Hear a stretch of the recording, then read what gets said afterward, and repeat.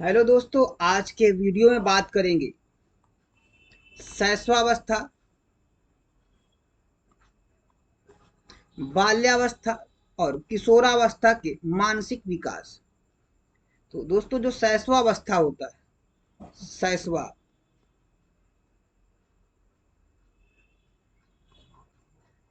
ये होता है जन्म से 6 वर्ष तक। जन्म से कितने वर्ष तक होता है? ये जन्म से 6 वर्ष तक होता है और इसको दो भागों में बांटा गया है। पहला शैशव काल, जो 0 से 6 वर्ष तक, 0 से 3 वर्ष तक होता है। इसके बाद है पूर्व बाल्यकाल। जो पूर्व बाल्यकाल है वो 3 से 6 वर्ष तक होता है। तो इसको दो भागों में बांटा गया है शैशवावस्था को। इसके बाद आता है बाल्यावस्था। तो बाल्यावस्था को भी दो भागों में बांटा गया। तो ये कौन कौन सी अवस्था में बांटा गया है दोस्तों? इसका है संचय काल। एक भाग इसका संचय काल था। दूसरा परिपाक काल। परिपाक काल एक संचय काल है। संचयी काल भी कुछ जगह लिखा है, कुछ जगह संचय काल लिखा है। तो संचय काल और परिपाक काल दो भागों में बांटा गया। तो जो संचय काल है वो 6 से 9 वर्ष तक है, संचय काल। और परिपाक काल जो है वो 9 से 12 वर्ष तक है, परिपाक काल जो बाल्यावस्था होता है। इसके बाद आता है किशोरावस्था। किशोरावस्था, तो दोस्तों किशोरावस्था जो है ये 12 से 18 वर्ष के बीच में होता है। 12 से 18 वर्ष के बीच इसको किशोरावस्था कहा जाता है। किशोरावस्था को और अन्य नाम से भी जाना जाता है, जिसको तूफानी अवस्था भी बोला जाता है और समस्या, क्योंकि समस्यात्मक भी इसी अवस्था में होता है। जैसे अपने दोस्तों के प्रति मान लो पैसे के उसमें जो है इम्प्रेस करना है ना, तो समस्यात्मक इसमें कुछ ज़्यादा उत्पन्न होता है। तो वित्तीय समस्या की अवस्था भी इसको कहा जाता है। और इस अवस्था में प्रतिष्ठा एवं पदवी की आवश्यकता होती है किशोरावस्था में। और स्थिरता तथा समायोजन का अभाव होता है। किशोरावस्था की बात कर रहे हैं। और किशोरावस्था में बच्चा जो होता है बहिर्मुखी प्रवृत्ति का होता है बाल्यावस्था में भी होता है। और अंतर्मुखी जो होता है वो शैशव अवस्था में होता है। इस अवस्था में जो बच्चा होता है किशोरावस्था में ईश्वर तथा धर्म में विश्वास करता है, वीर पूजा की भावना रखता है, स्वाभिमान की भावना रखता है। अपराध प्रवृत्ति का विकास होता है कि इसी अवस्था में होता है अपराध प्रवृत्ति। भाई पैसा नहीं पाएगा तो चोरी करेगा, इधर उधर करेगा, क्योंकि उस समय उसके दोस्त वगैरह घनिष्ठ मित्रता इसी अवस्था में होती है। तो दोस्तों, जो कथन कहा गया कि स्वस्थ शरीर में ही स्वस्थ मस्तिष्क का विकास होता है, यह मत किसका है? तो स्वस्थ शरीर में स्वस्थ मस्तिष्क का विकास, अरस्तु ने कहा था कि स्वस्थ शरीर में स्वस्थ मस्तिष्क का विकास होता है। और कुछ और मनोवैज्ञानिकों द्वारा कहा गया कुछ और भी कथन है। जैसे दोस्तों इसको इरेज कर दें ताकि यहाँ पे स्पेस नहीं है, इसे नोट डाउन कर लीजिएगा।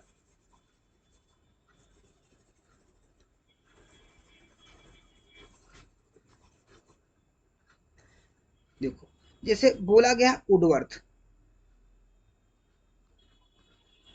वुडवर्थ ने कहा था कि मानसिक विकास 15 से 20 वर्ष की आयु में अपनी उच्चतम सीमा पर होता है। ये किसने कहा था?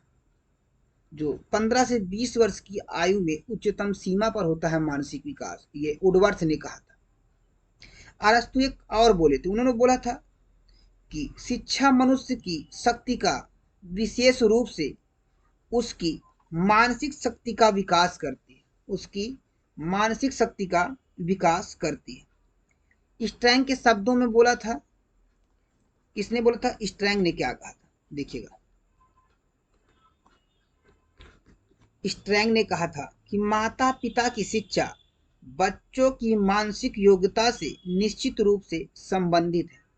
जो माता पिता की शिक्षा जो है बच्चों के मानसिक योग्यता से संबंधित है। ये किसने कहा था? स्ट्रैंग ने कहा था। फिर डी मैककार्थी ने कहा था। डी मैककार्थी डी मैककार्थी ने कहा था कि छठी श्रेणी के छात्र का शब्द भंडार 50,000 शब्दों का होता है। कितना होता है? छठी श्रेणी का शब्द भंडार 50,000 शब्दों का होता है। ये किसने कहा था? डी मैककार्थी ने कहा था। क्रो ने क्या कहा था? क्रो ने कहा था। क्रो ने कहा था कि जब बालक 6 वर्ष का हो जाता है तब उसकी मानसिक योग्यता का लगभग पूर्ण विकास हो जाता है। तब उसकी मानसिक योग्यता का क्या होता है दोस्तों? पूर्ण विकास हो जाता है। क्योंकि जो पूर्ण विकास होता है लगभग 16 वर्ष की आयु तक सिर तथा मस्तिष्क का पूर्ण विकास हो जाता है। क्योंकि सिर का भी 16 वर्ष की आयु तक, सिर तथा मस्तिष्क का, देखिए सिर तथा मस्तिष्क का विकास इस 16 वर्ष की अवस्था में पूर्ण हो जाता है। और जब 16 वर्ष की अवस्था में पूर्ण हो जाता है तो और मस्तिष्क का जो वजन होता है 16 वर्ष की अवस्था तक में, तो ये लगभग ये 1200 ग्राम से लेकर के ये लगभग 1400 ग्राम तक हो जाता है ना। 1200 ग्राम से 1400 ग्राम तक हो जाता है। और किशोरावस्था में मानसिक विकास की जो दृष्टिकोण से अगर हम बात करें तो यहाँ पे चिंतन में औपचारिक सक्रिया होती है। क्योंकि किशोरावस्था आता है 16 वर्ष की अवस्था में, किशोरावस्था 12 से 18 वर्ष का होता है। तो इसमें एकाग्र चिंतन भी होता है, स्मृति शक्ति का विचार भी होता है किशोरावस्था में, समस्या को अमूर्त संकेतों द्वारा समाधान करने की क्षमता होती है। जैसे मान लो किसी झगड़ा हो गया तो उसके दोस्तों से कैसे बात करना है, वो सब अपना गणित लगाने लगते हैं, है ना। क्योंकि वो चिंतन करते हैं कि इस समस्या को कैसे सॉल्व किया जाए, भाई कैसे उसको हम लोग बात करें, कैसे क्या करें। तो नैतिक मूल्यों की समझ भी इसी अवस्था में होती है, मतलब किशोरावस्था में। रुचियों का विकास भी किशोरावस्था में होता है। तो चलते हैं दोस्तों नेक्स्ट क्वेश्चन में।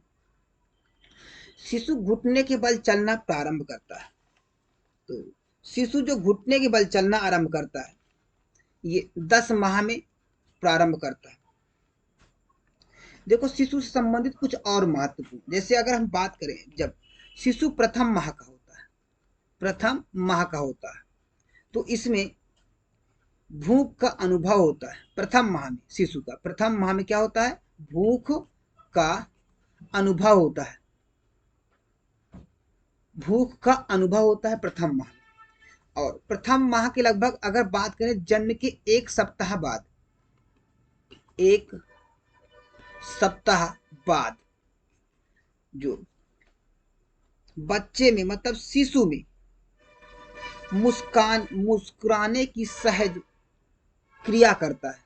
जैसे अब देखते हैं जब 1 सप्ताह के बाद बच्चा थोड़ा सा उसका कलर भी जो है वो होने लगता है, अपने रूप में आने लगता है।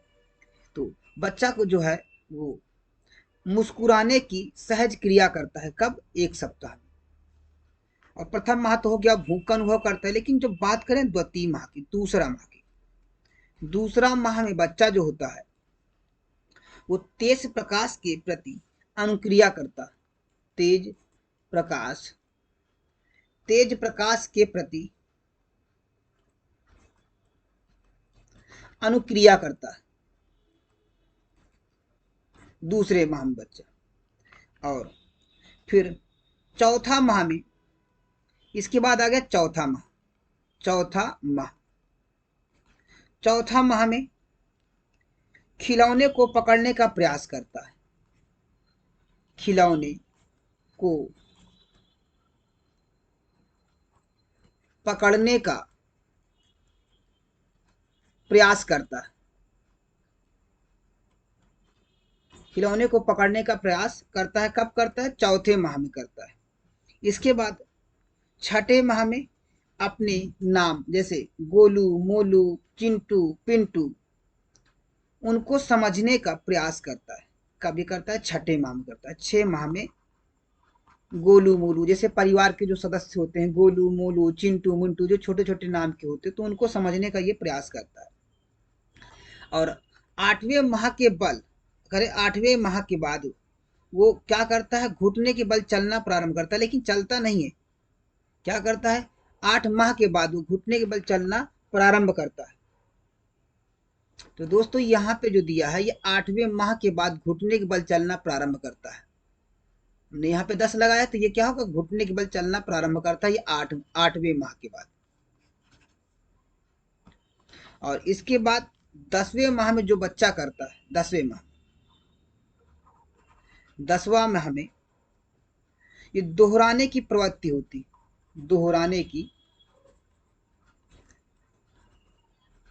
प्रवृत्ति 10वें माह में होती है।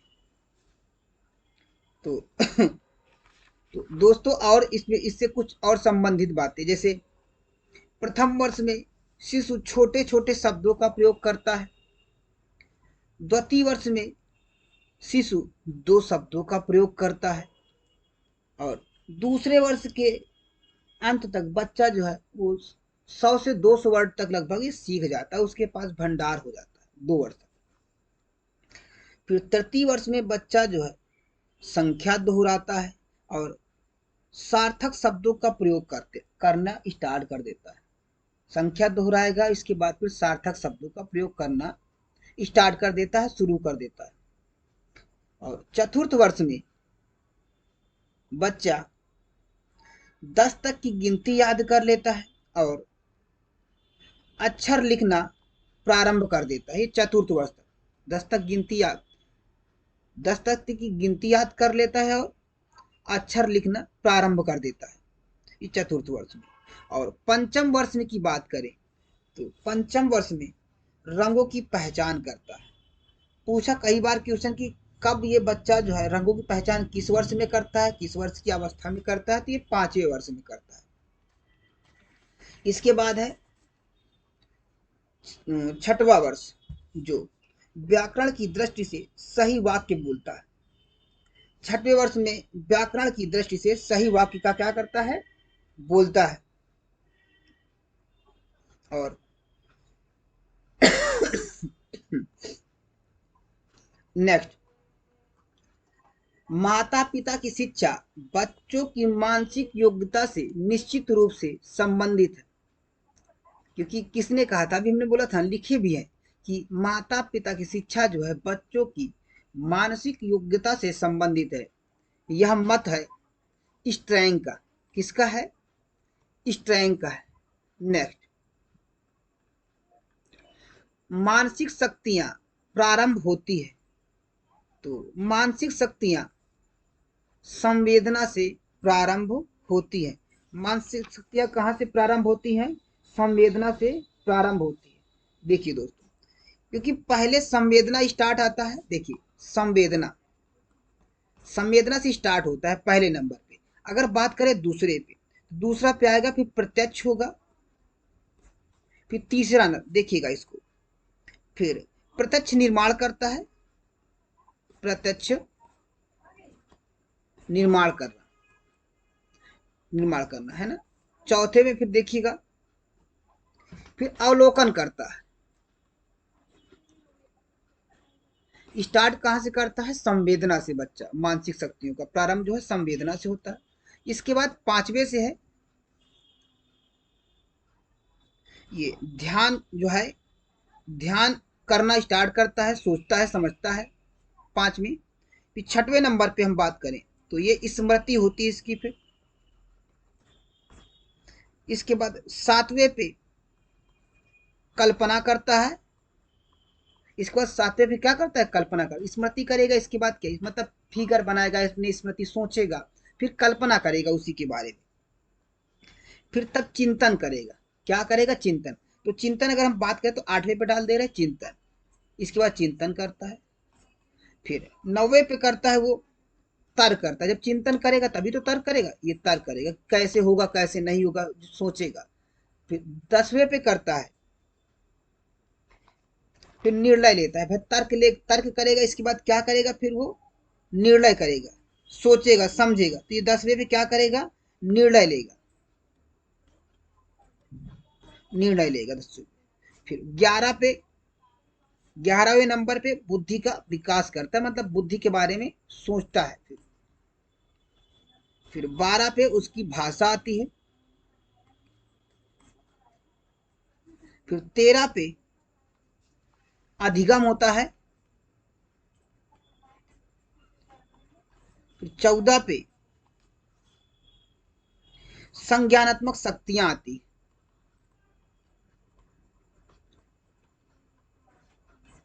फिर 15 पे